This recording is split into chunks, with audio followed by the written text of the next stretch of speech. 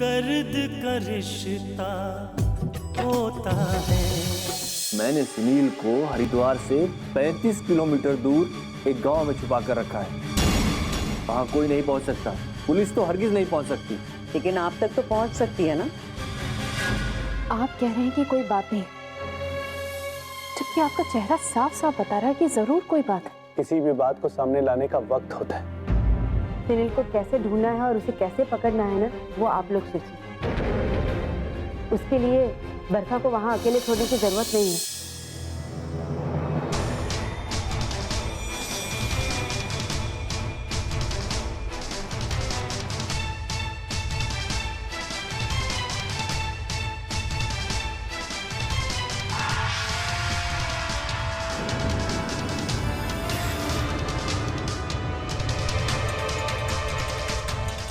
ये video upload क्यों नहीं हो रहा है?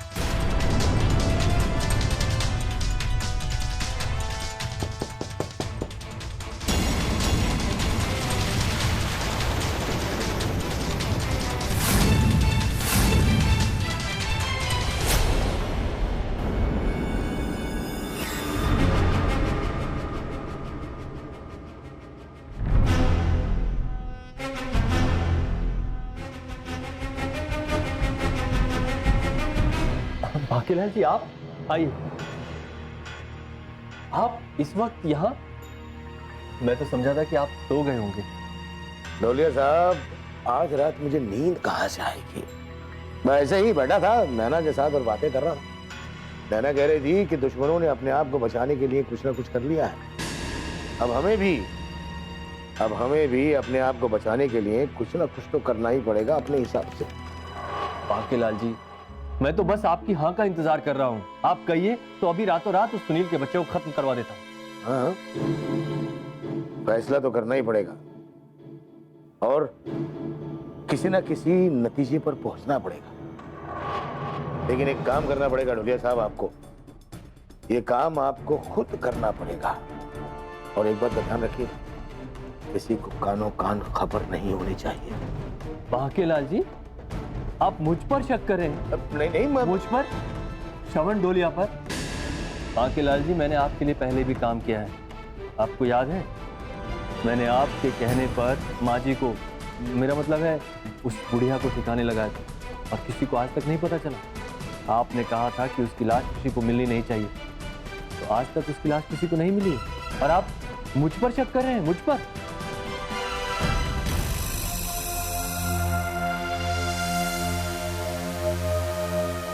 मैं तो कहता हूँ खत्म कर दो, मिटा दो उस बुढ़िया को। इसलिए उस बुढ़िया को रिहाई तो नहीं मिलना चाहिए। अरे कर दो खत्म, हमें भी आजादी मिल जाएगी और उस बुढ़िया को भी मुक्ति मिल जाएगी। और मार कर बहा दो गंगा में, कोई सबूत नहीं मिलेगा।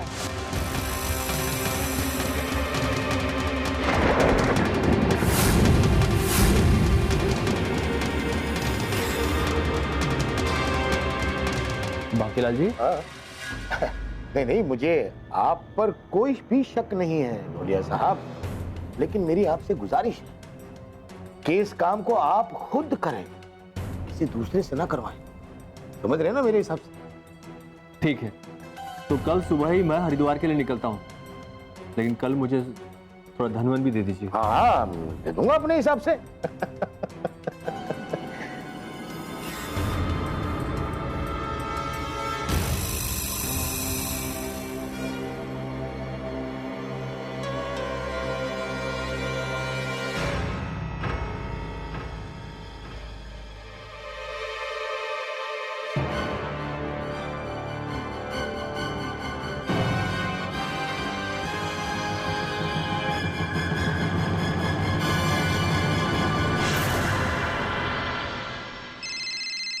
अरे कब से बेल बज रही है, फोन तो उठाइए।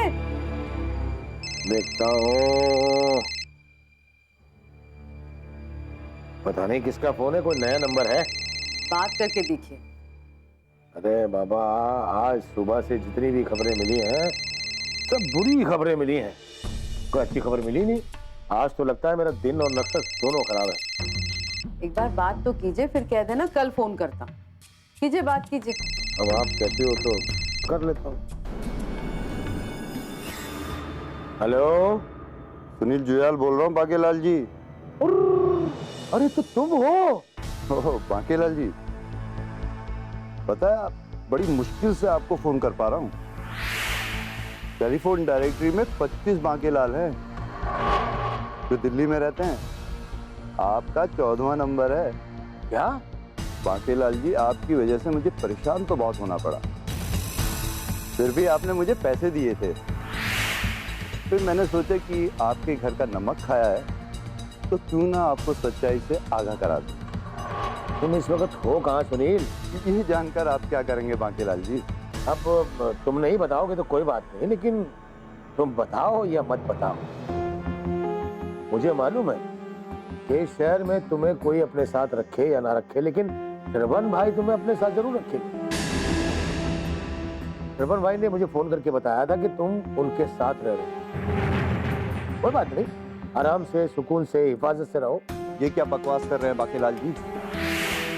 श्रवण भाई से तो मेरी मुलाकात भी नहीं और आप कह रहे हैं कि मैं उनके यहाँ रह रहा हूँ। अरे भाई, तुम श्रवण भाई के पास भी नहीं हो और ये भी नहीं बताओगे कि तुम कहाँ हो। ठीक है, कोई बात नहीं, लेकिन ये तो बताओ कि तुमने फोन क्यों किया? बांकेलाल जी, मैं आपको आगाह करने के लिए फोन किया है कि आपके साथ बहुत बड़ा धोखा हुआ है। बांकेलाल जी, आप तो मेरे सामने बड़ी बड़ी बातें कर रहे थे कि वो माता जी को मुक्ति मिल गई, वो बुढ़िया स्वर्ग सुधार चुकी है। अरे भाई, किस बुढ़िया की बात कर रहे हो तुम? वही माँ जी जो अमरनाथ की माता जी हैं, जिसको ठिकाना लगाने के लिए आपने श्रवण भाई जी को काम सौंपा था, वो जिंदा हैं।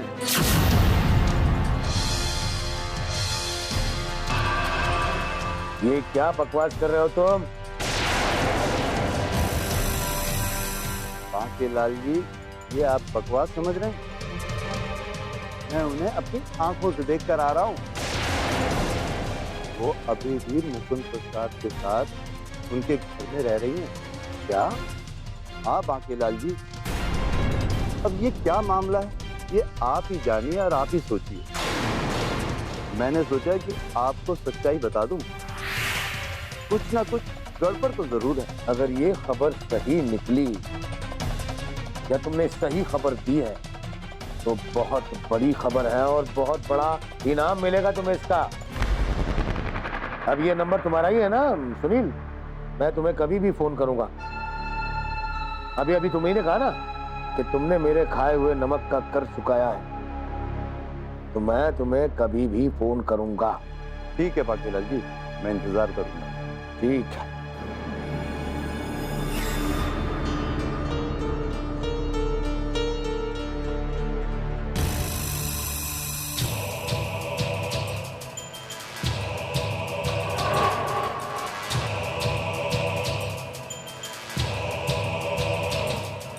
क्या हुआ, किसका फोन था? वो अपना सुनील का। सुनील का? क्या कह रहा था? मैंने तुमसे कहा था ना कि मुझे आज पूरे दिन में झटके देने वाली खबरें मिली हैं। इसने तो फोन पर मुझे बहुत बड़ा झटका दे दिया। ऐसा क्या किया उसने? वो माता जी मरी नहीं, जिंदा है। क्या?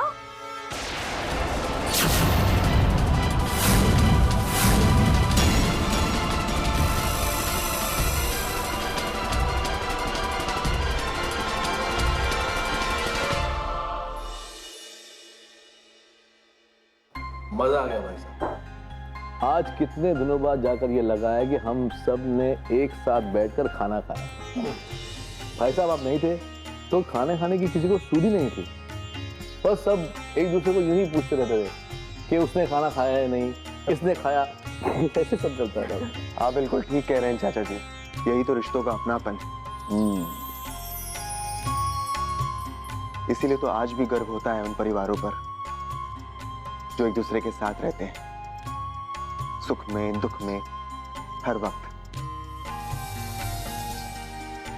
ठीक कह रहे हो तुम चंदन बेटा। भारतीय संस्कृति यही रही है कि पूरा परिवार एक साथ रहे। लेकिन इस बदलते दौर में लोगों की सोच बदलने लगे हैं।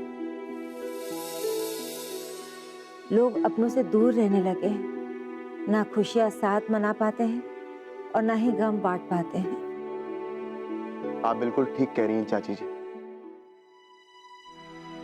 मैंने जब भी इस घर का सपना देखा है, यही देखा है कि हम लोग साथ में रहे,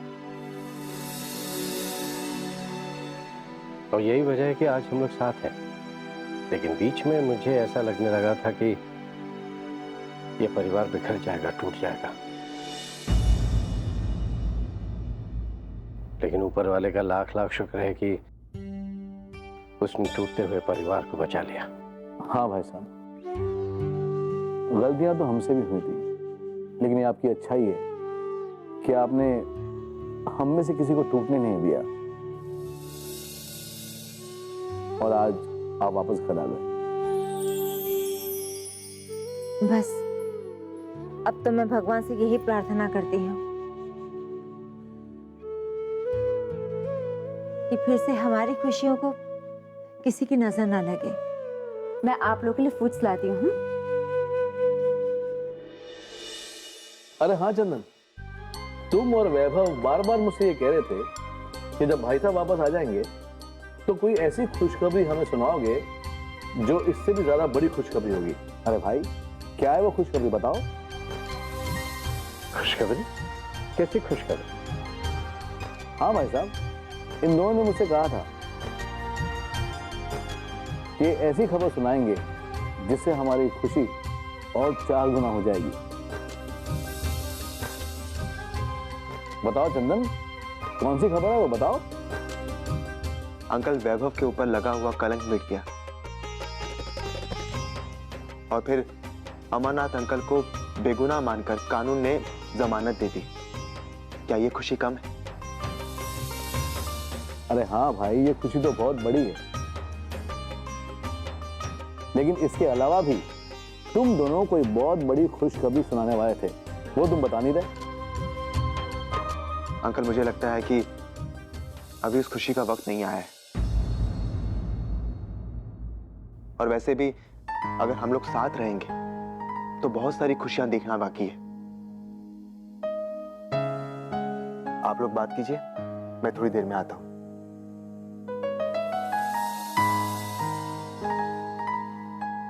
किस खुशी की बात कर रहा था? भाई साहब, मुझे ऐसा लगता है कि जरूर कोई ना कोई बात है जो चंदन हमसे छुपा रहा है।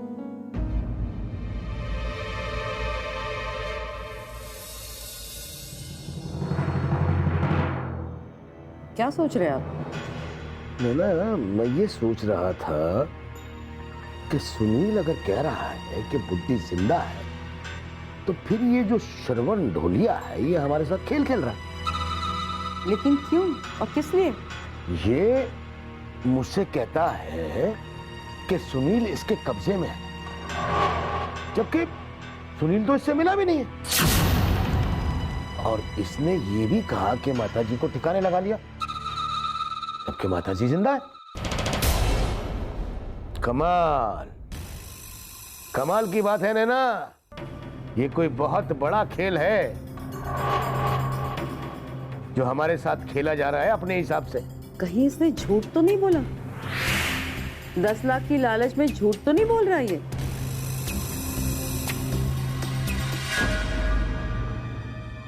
सवाल तो ये है नैना कि इसे सारी बातें कहां से पता चली? हाँ? ये इस घर में सोच समझ कर आया था, और ये सोच समझ कर आया था कि ये हमें विश्वास दिला देगा कि सुनील इसके कब्जे में है, और इसने हमें अपने पास बिठाकर क्या क्या बातें की, जरा याद करो। नैना, उसने हमसे जो कुछ भी उगलवाया, कहीं उसकी रिकॉर्डिंग वगैरह तो नहीं कर ली? दर्द का रिश्ता होता है। और ये सोच समझ कर आया था कि ये हमें विश्वास दिला देगा कि सुनील इसके कब्जे में है, और इसने हमें अपने पास बिठाकर क्या क्या बातें की, जरा याद करो।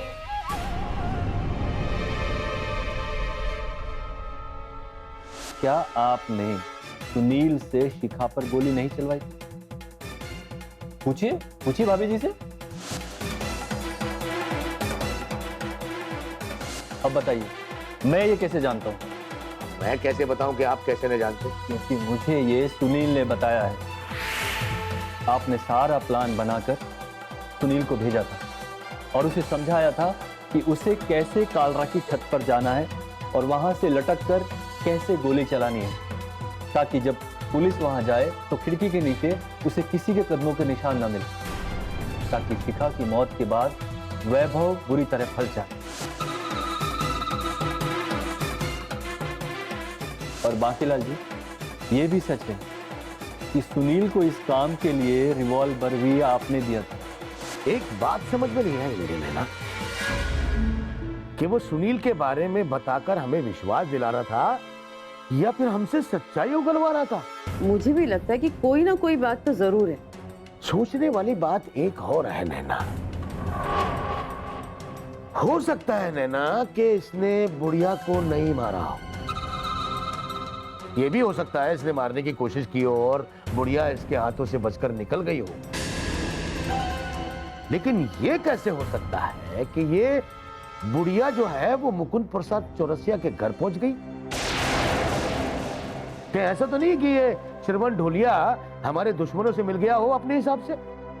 कुछ भी हो सकता है। कुछ भी हो सकता है नैना। अगर श्रवण हमसे सच्चाई उगलवाने की कोशिश कर रहा था तो अब हमें इसकी सच्चाई जानने की जरूरत है अपने हिसाब से। लेकिन कैसे? आपने तो उसे 10 लाख देने का वादा किया है और वो कल सुबह हरिद्वार निकलने वाला है, तो कैसे उगलवाएंगे आप ये बातें? यही तो मैं जानना चाहता हूं नैना, कि ये शख्स मेरे घर में आया और इसने नकली नाटक किया। इस नकली नाटक के पीछे क्या कारण हो सकता है अपने हिसाब से? तो सोचिए क्या कारण हो सकता है। कल तक तो आपके और मेरे अलावा ये सारी बातें कोई नहीं जानता था, लेकिन श्रवण ने तो आपसे उगलवा लिया और बार बार पूछ भी रहा था कि सच है ना, ऐसे ही हुआ ना। और आप भी बोले जा रहे थे क्यों किया, कैसे किया, कहाँ किया, सब कुछ बोल दिया आपने। नैना, उसने हमसे जो कुछ भी उगलवाया कहीं उसकी रिकॉर्डिंग वगैरह तो नहीं कर ली?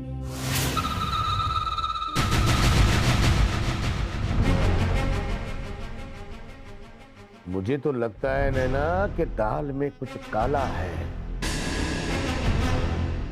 अब कितना काला है वो ढूंढना पड़ेगा अपने हिसाब से। हाँ, वो बात तो सही है, लेकिन कैसे? कैसे कैसे नैना? कैसे कैसे?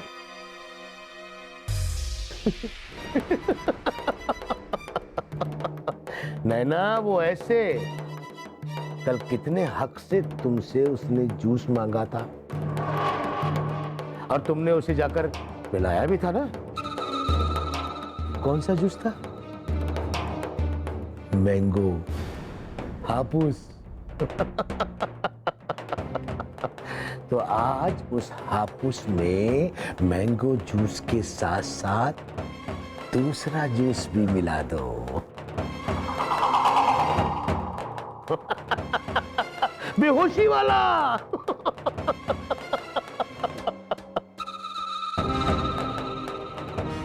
नैना, अब हम उसे कमरे से बाहर निकाल तो नहीं सकते, लेकिन उसे कमरे में बेहोश करके कमरे की तलाशी तो ले सकते हैं।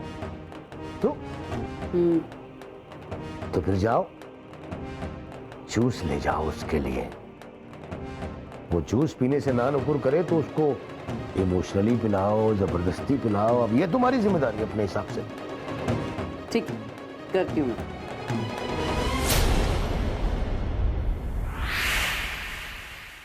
श्रवण ढोलिया,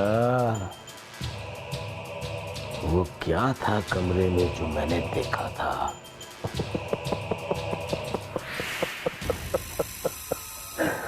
अपने हिसाब से।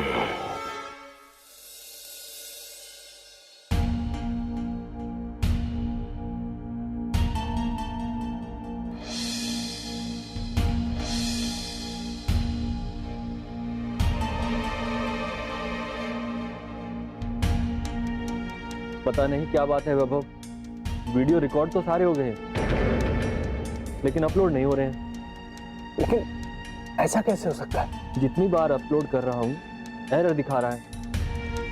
एक बार तो ऐसा लगा कि अपलोड हो गए हैं, लेकिन बाद में खुद ब खुद विंडो ऑफ हो गया। अब पता नहीं ये क्या एरर बता रहा है। वैसे बांकेलाल ने कहा क्या है? वैभव, बांकेलाल ने सब कुछ स्वीकार किया है, सब कुछ। जो कुछ हम उगलवाना चाहते थे उसने सब उगल दिया है। अब मेरा कहना मानिए, वहां रुकना एक पल भी ठीक नहीं होगा आपके लिए। बांकेलाल बहुत शातिर है, अगर उसे शक हो गया ना तो सारा मामला बिगड़ जाएगा।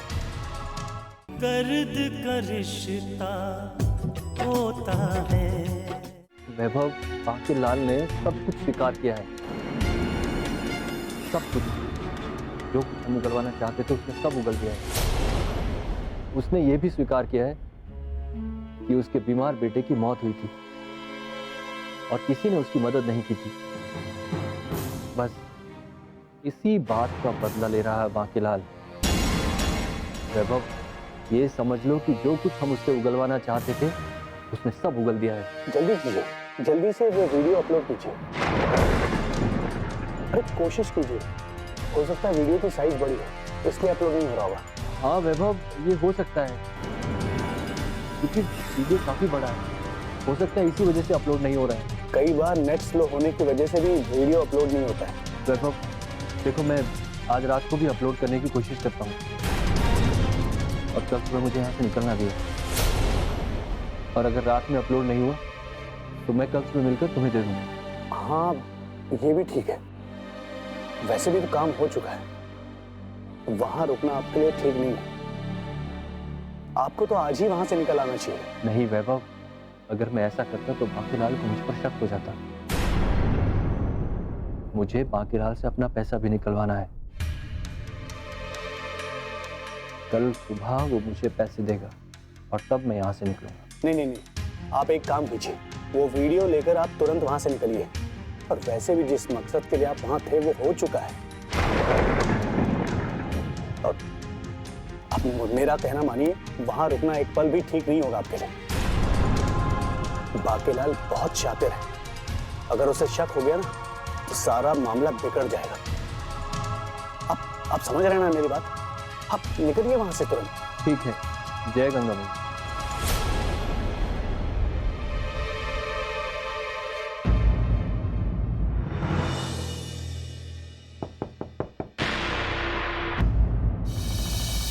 पापा जी कह रहे थे कि जब तक बांकेलाल की साजिशें खुलकर सामने नहीं आती तब तक बांकेलाल को रोका नहीं जा सकता। अब उनकी साजिशों पर पूर्ण विराम लगने का वक्त आ चुका है।